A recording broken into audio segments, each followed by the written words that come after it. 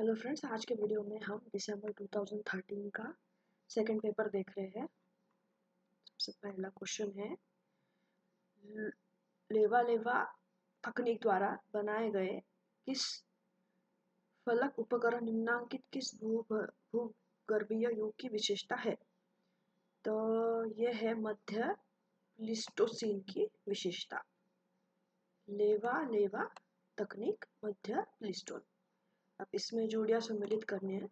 तो सोहागी घाट कहाँ पे मिलेगा? यह है ACL कार्लाइल के संदर्भ में। सोहागी घाट ACL कार्लाइल। बालाथल जो है वो आहार संस्कृति से संबंधित है। बालाथल आहार सांस्कृतिक स्थल। भीमबेटका जो है वो वाकनकर VS वाकनकर से संबंधित है। और बुरज़ोम जो है वो कश्मीर में है, जो कश्मीरी नवपाषाण कालीन है। उत्तर पूर्व अफगानिस्तान स्थित निम्नांकित कौन सा नगर एक हड़प्पीय व्यापारिक बंदरगाह था? तो शोरतुगई जो है वो उत्तर पूर्व अफगानिस्तान स्थित हड़प्पीय व्यापारिक बंदरगाह है।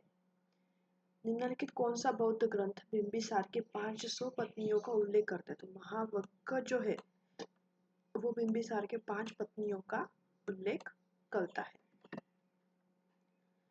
निम्नलिखित किस हिंदू यूनानी शासक ने सिक्के जारी किए जिन पर कृष्ण एवं बलराम की आकृतियां बनी है? अगाथोक्लिस ने ऐसे सिक्के जारी किए हैं जिस पर कृष्ण और बलराम की आकृतियां बनी हुई है। नागों से संबंधित निम्नलिखित किस स्थल पर नागराज दधिकर्ण का मंदिर स्थित था? मथुरा में नागों से स्थित नागराज दधिकर्ण का मंदिर स्थित है। निम्नलिखित पुराणों में से किसमें विष्णु के अवतारों की सूची में बुद्ध के स्थान पर कृष्ण को स्थानांतरित किया गया? तो इस वायु पुराण में क्या हुआ है? विष्णु के अवतारी सूची में बुद्ध के स्थान पर कृष्ण को बताया गया है। निम्नलिखित किस स्थल से शिव की सर्वप्राचीन लिंगोद्भव मूर्ति प्राप्त हुई? गुडीमल्लम में शिव की सर्वप्राचीन लिंगोद्भव मूर्ति प्राप्त हुई। निम्नलिखित किस दक्षिण भारतीय मंदिर में भित्ति चित्र उपलब्ध है?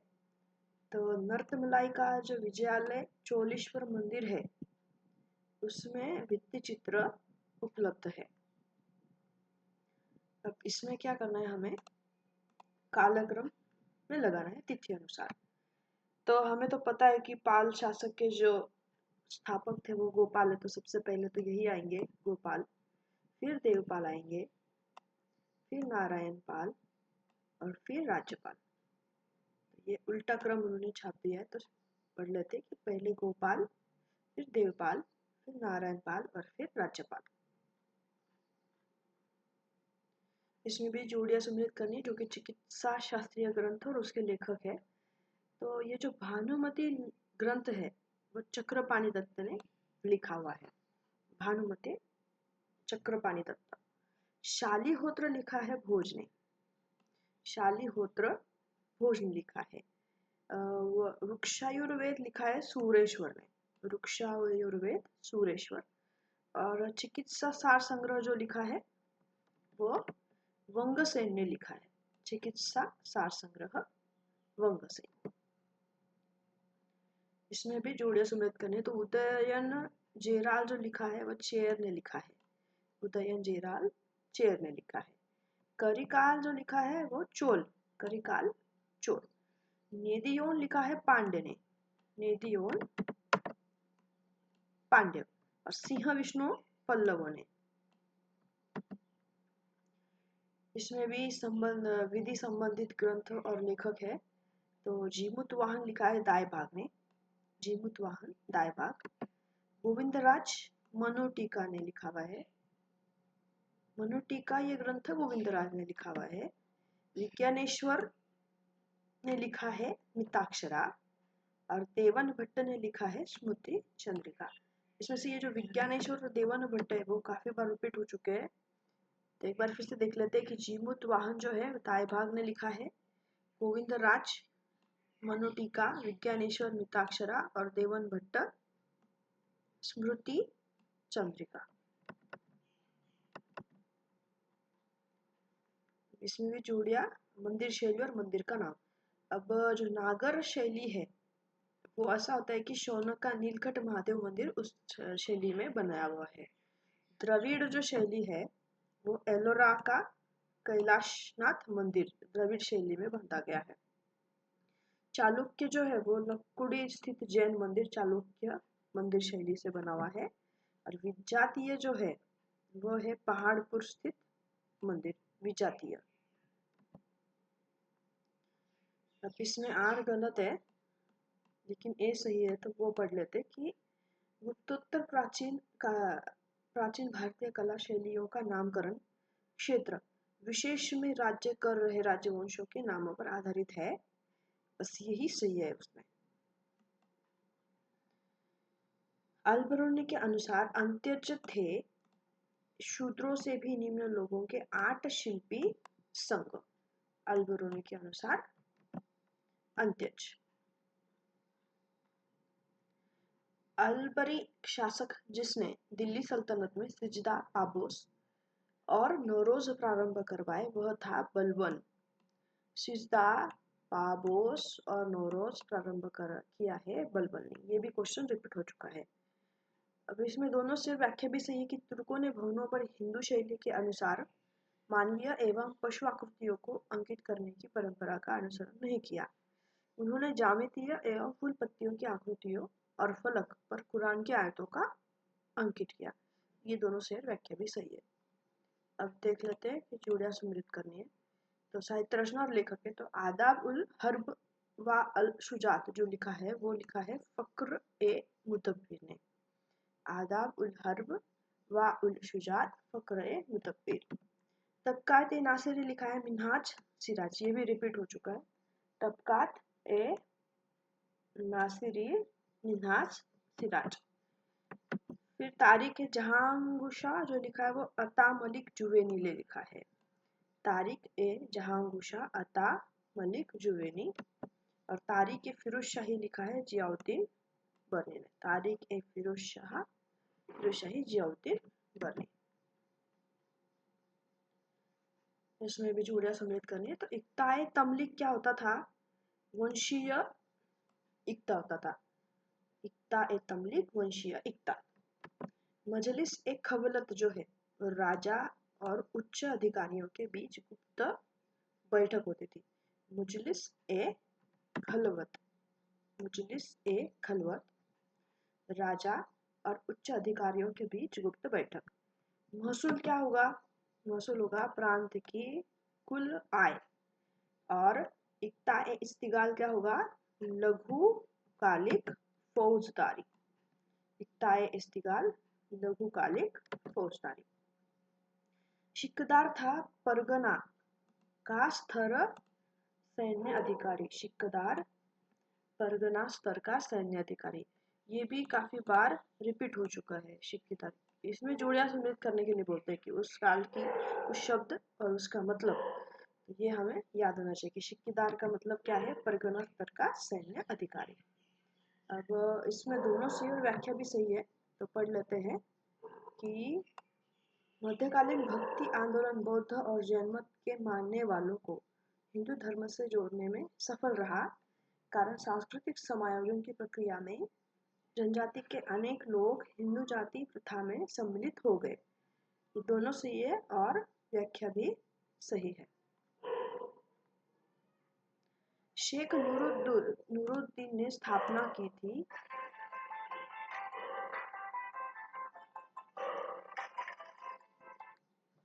शेख नूरुद्दीन ने स्थापना की थी कश्मीर में सूफियों के ऋषि सिलसिले की। सल्तनत काल में उलेमा और सुल्तान के बीच संबंधों के संदर्भ में निम्नलिखित में से कौन सा कथन सही है? कोई भी सही नहीं है। उलेमा को शरीयत से अधिकारों की प्राप्ति होती थी, ये सही नहीं है। उलेमा ने सुल्तान को दैवीय शब्दों की व्याख्या करने की आज्ञा नहीं दी थी, ये भी सही नहीं है। उलेमा को सुल्तान अपनी इच्छा अनुसार छोड़ नहीं सकता था, ये भी सही नहीं है।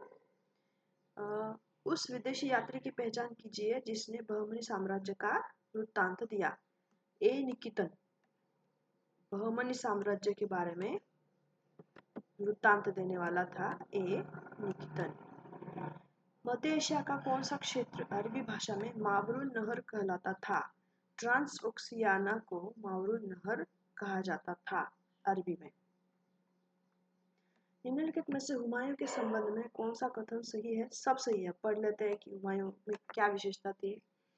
हुमायूं को खगोल शास्त्र एवं भूगोल में गहरी दिलचस्पी थी। हुमायूं ने शाही पुस्तकालय के लिए पुस्तकों का भारी संग्रह किया। हुमायूं अपने सैन्य अभियानों के दौरान पढ़ने के लिए कुछ चुनी हुई पुस्तकें ले जाया करता था। ये सब सही है। दीन-ए-इलाही का प्राथमिक रूप से था विश्व समरसता के सिद्धांत को दोहराना। दीन-ए-इलाही सामान्य आंकलन के अनुसार 16वीं तथा 17वीं शताब्दी में भारत की ग्रामीण जनसंख्या का प्रतिशत लगभग 85% तक था। राठौड़ विद्रोह से संबंधित कथन है, तो 2 और 4 जो है वो सही है। तो पढ़ लेते हैं कि क्या सही है। औरंगजेब ने इंद्र सिंह को मारवाड़ का शासक बना दिया, ये सही है। और रानी हाड़ी को विद्रोह में राठौड़ों एवं मेवाड़ों के राणा राजसिंह ने समर्थन दिया था। निम्नलिखित कालक्रम लगाना है, तो सबसे पहले भी ये हमें याद ही होना चाहिए। सबसे पहले क्या आई है? रिंग फेंस नीति आई है। फिर अधीनस्थ पार्थक्य नीति, फिर अधीनस्थ संघ और समान संघ नीति सबसे आखिरी आया। तो सबसे पहले क्या आया है? रिंग फेंस नीति, फिर अधीनस्थ पार्थक्य नीति, फिर अधीनस्थ संघ नीति और समान संघ। अंग्रेज ईस्ट इंडिया कंपनी में से किस अधिनियम के जरिए चीन के व्यापार पर एकाधिकार को खो दिया? 1833 का चार्टर अधिनियम, इसके जरिए चीन के व्यापार पर एकाधिकार खो दिया गया। कौन सा कथन गलत है? तो ये वाला गलत है। तो सही वाला देख लेते कि अमृत बाजार पत्रिका मूलतः एक बंगाली समाचार पत्र था। बम्बई टाइम्स का नाम ही टाइम्स ऑफ इंडिया हो गया और साप्ताहिक समाचार पत्र Bengal gazette James August Hicky ने शुरू किया। इसमें अभी जोड़ियां सुमेलित करनी है। तो संधि और उसके वर्ष है। तो इलाहाबाद की संधि कब हुई है? 1765 में इलाहाबाद संधि हुई है। मद्रास की संधि हुई है 1769 में। पुरंदर की संधि कब हुई है? 1776 और मंगलोर की 1784।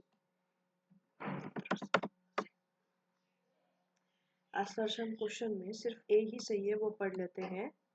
उपनिवेशवाद की संक्रमण प्रक्रिया 1757 से 1856 तक लगभग एक शताब्दी से चल रही थी।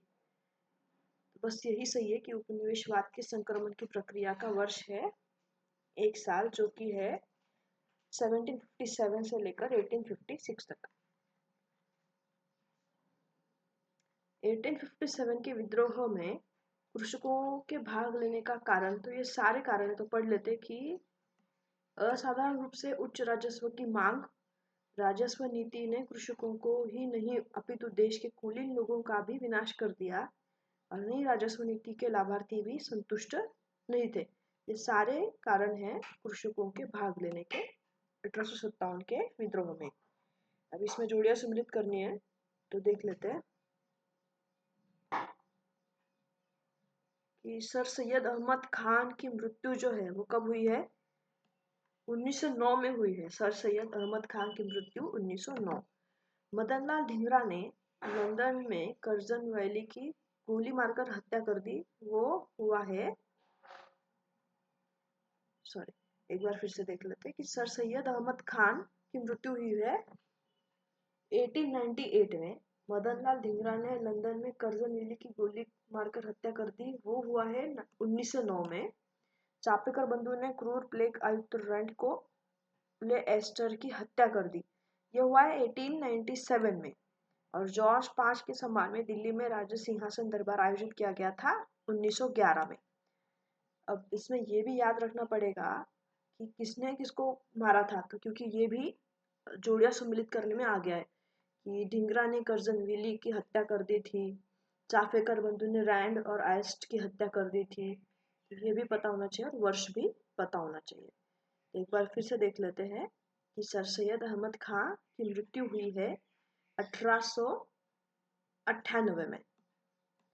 फिर मदनलाल निगरा ने लंदन में कर्जन विली की हत्या 1909 में की है। चाफेकर बंधुओं ने जो हत्या की है वो 1897 में, और जो दिल्ली में राशि हसन दरबार आयोजित किया था वो 1911 में आयोजित किया था। इसमें दोनों से और व्याख्या भी सही है कि मैकॉले का विधि आयोग जो 1860 में गठित हुआ, उसने भारत के पूर्वीय निरंकुशतावाद की धरती के विचार को मिटा दिया। कारण समता और न्याय को निरंकुश शासकों के अंध और कठोर न्याय के विकल्प के रूप में देखा जाने लगा। तो दोनों सही और व्याख्या भी सही है। अब यहाँ पे फिर से जो अभियान चलाया है और वो जो समाज सुधारक है उसकी जोड़ियां सम्मिलित करनी है। तो बहराम जी मल्लाबारी जो है उन्होंने पारसी समाज सुधारक के हिसाब से काम किया है। ढोंडो केशव कर्वे ने नारी मुक्ति के बारे में काम किया है। कंडुकरी वीरेशलिंगम जो है उन्होंने विधवा पुनर्विवाह अभियान चलाया, और गुरजादा अप्पाराव जो है वो कन्या शुल्कम के बारे में काम कर रहे। एक बार फिर से देख लेते कि बहराम मलबारी पारसी समाज सुधारक, कर्वे ने नारी मुक्ति के बारे में काम किया है, वीरेशलिंगम विधवा पुनर्विवाह अभियान, और गुरुजादा अप्पाराव कन्या शुल्कम। निम्नलिखित में से कौन जस्टिस पार्टी से संबंधित नहीं थे? तो तनगुटुरी प्रकाशन जो है वो जस्टिस पार्टी से संबंधित नहीं है। फिर कौन है वो देख लेते कि के.एम. पात्रो, रामस्वामी नायकर और राजा राम रेनिनगर जो है वो जस्टिस पार्टी से संबंधित है। पात्रो, नायकर और रेनिनगर। नाभा और रिंद के शासकों ने रणजीत सिंह की अधीनता स्वीकार किए जाने के प्रतीक के रूप में उन्हें क्या भेंट दी थी? तो कीमती उपहार भेंट में दिए थे। उस पत्रिका के नाम का चयन कीजिए जिससे गांधी जी संबंधित नहीं थे। इंडियन मिरर जो है वो गांधी से संबंधित नहीं है। फिर इंडियन ओपिनियन, हरिजन और यंग इंडिया जो है वो गांधी जी से संबंधित है। अब तोपों की सलामी का अधिकार और वैसी रियासतों के बारे में यहाँ पे जोड़ियां सम्मिलित करनी है। तो सांगली को जो है वो कितने तोपों की सलामी का अधिकार था? वो 9 तोपों की सलामी दे सकते थे। सांगली 9। ग्वालियर को जो है वो 21 सलामी दे सकते थे। धौलपुर 15 और कच्छ 17। सांगली 9, ग्वालियर 21, धौलपुर 15 और कच्छ 17। इसमें ये मिशन और उसके जो उस वक्त के सत्ताधारी थे उसके बारे में जोड़ियां सम्मिलित करनी है। तो सबसे पहले जो है वो क्लेमेंट एटली जो है उन्होंने कैबिनेट मिशन के बारे में उनका नाम लिया जाता है। Clement Attlee cabinet mission. Mount batten जो है वो प्लान बल्कन के बारे में प्रसिद्ध है। Mountbatten plan Balkan. Lord Linlithgow जो है वो ऑगस्ट ऑफर लिनलिथ को, और वेवेल का जो है वो ब्रेक डाउन प्लान है। Wavell break down plan. फिर से देख लेते हैं कि Clement Attlee cabinet mission, Mountbatten plan Balkan, Linlithgow August offer और वेवेल ब्रेक डाउन प्लान। निम्नलिखित में से वह कौन सी आसन्न समस्या थी जिसका सामना भारत को स्वतंत्रता प्राप्ति के तुरंत बाद करना पड़ा? सांप्रदायिक एवं शरणार्थी समस्या, इसका सामना तुरंत करना पड़ा। अब इसमें भी है बुक्स के नाम और उसके लेखक। तो लुसियन फेबर ने जो लिखी है वो है the region of the France फ्रेके कॉम्ट, ये बुक उन्होंने लिखी है। मैक्स ब्लॉक ने जो लिखी है वो हिस्टोरियंस क्राफ्ट, ये रिपीट हो चुका है। मैक्स ब्लॉक जो है वो हिस्टोरियन क्राफ्ट। इमैनुअल लेडूरी जो लिखा है वो the peasant of the Languedoc, peasant of the Languedoc. और फर्नांड ब्रॉडल ने लिखी है द मेडिटेरेनियन, फर्नांड ब्रॉडल। इतिहास लेखन में प्रगति का विचार प्रबोध से संबंधित है। समग्र इतिहास की संकल्पना निम्नलिखित इतिहास लेखन विचारधारा में से किससे संबंधित है? कालवृत्त विचारधारा से संबंधित है समग्र इतिहास। और गुटनिरपेक्ष की नीति नस्लवाद का विरोध और राजतंत्र का विरोध करती है, मतलब दोनों ऑप्शन है। और ये पुस्तक जो है the cold war and its origin, ये फ्लेमिंग ने लिखी हुई पुस्तक है। The cold war and its origin, D.A. Fleming.